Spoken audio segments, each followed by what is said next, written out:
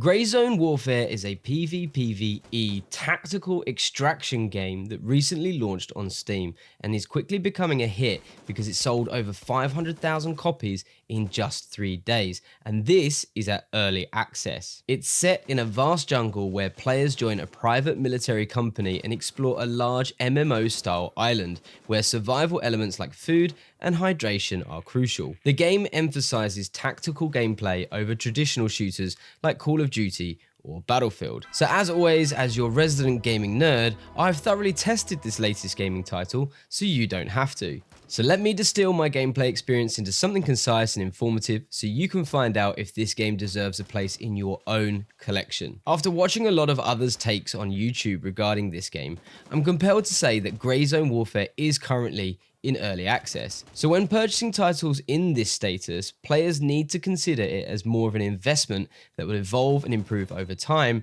rather than a finished product that provides immediate entertainment for your money. Early access games are ongoing development. Your feedback and patience can significantly influence the final quality of the game.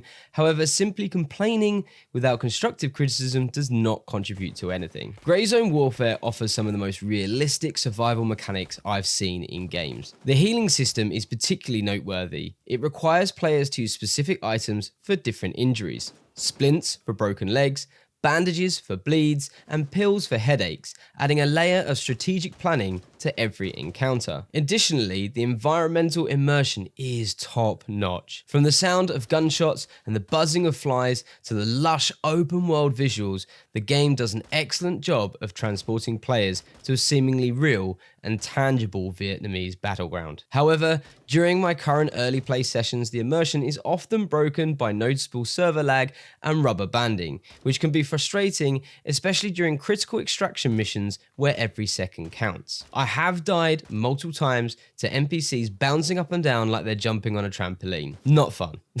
The gunplay in Grey Zone Warfare feels a bit off to me. I've noticed that many players, including myself, find it somewhat lackluster.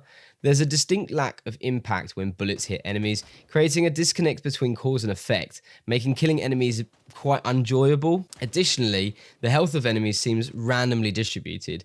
Sometimes I can unload a barrage of bullets into an opponent with little effect, yet other times a single shot to the chest might be fatal. This inconsistency is puzzling, and it seems tied to my previous point about the absence of visuals or audio markers that indicate whether you're hitting an armor or a critical area. In the game I'm involved in developing, we're implementing clear indications for when armor is struck, enhancing both sound and visual feedback. I believe Grey Zone Warfare could also greatly improve its engagement by incorporating similar markers. Visual cues like the clink of a bullet on a chest plate or the distinct sound of a skull shot would enrich the gameplay, making every shot feel significant and meaningful. I thoroughly enjoyed how Grey Zone tackled the hardcore aspect of extraction shooters, where instead of instantly punishing death with losing all your gear, you do actually in fact get one life to return to your body and collect all the items you may have lost. However, die that time too before picking any of it up, and this time you do in fact lose everything. There is no visual piece of UI on the map to let you know where your dead body was left,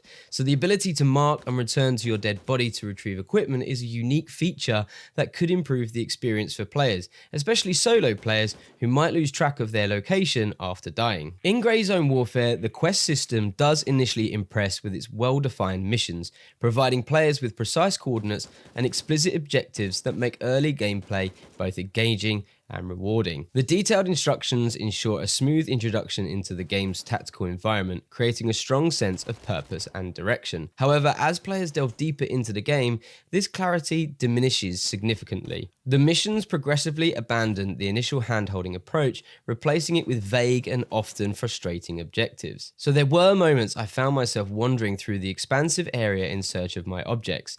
As to the items that you need to search for, they are also a mystery, with no Fresnel glows or outlines to show exactly where they are when you enter a room. Meaning not only was I really struggling to locate the building, but then questioning whether I was even in the right building in the first place, because I couldn't find the object I had to interact with, and often found myself getting killed because I was constantly circling or doubling back on a lot of the buildings I'd already been to. This shift not only disrupts the flow of gameplay, but also detracts significantly from the tactical elements that make the game appealing. The resulting confusion frustrated me, overshadowing the strategic strategic depth and reducing the overall enjoyment of the game. I'm not saying I want the game to handhold me at all given times, so all I need to do is point and click and shoot, but I felt after the coordinates were taken away, there was definitely a big jump of difficulty in discovery. Moreover, the AI behavior and spawn points can feel really random and unfair at times, leading to frustrating deaths that seem out of the player's control. For example, I was minding my own business, circling around the outside perimeter of the local town,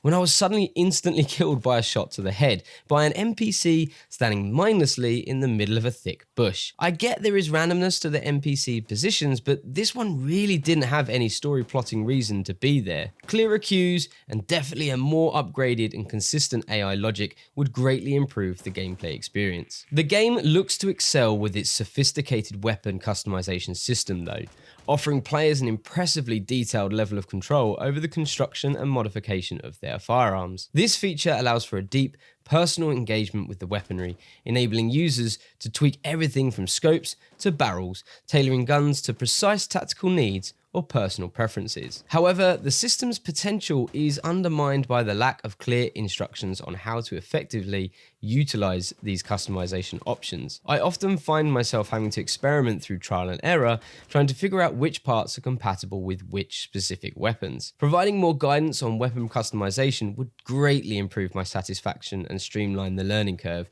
making this intricate system more accessible and enjoyable for players like me. Even a quest line specifically on this would be really cool. The fact that you could build a weapon from scratch means they could set you off obtaining different weapon parts and then show you how to put them together and why they go where they do. Grey Zone Warfare is definitely currently a game of high highs and frustrating lows. Do not get me wrong here though, overall I definitely found myself itching to move on to the next quest to do the next extraction. I was definitely having a blast, but even with its innovative mechanics and immersive world, it is currently undermined by technical issues and poor information flow. With some tweaks and more player-friendly features, I do believe it could truly set a new standard for tactical survival games, and I am definitely here for the ride. If you're a fan of hardcore mechanics with a realistic twist, this might be the game for you. But be prepared for a bit of a learning curve and some potential frustrations along the way due to the fact the game is in early access purchase and not a full 1.0 title, because as that case, it may be a miss for you. Overall, I'm going to give the game in its current state a nerd rating of 3 out of 5. But I am going to give the game's potential a 5 out of 5 because it's early release, and I really do have hope for this title. I'm happy to answer any questions you have about the game or my review in the comments section. Until we meet again, this is the Gaming Nerd signing off. Thanks for tuning in.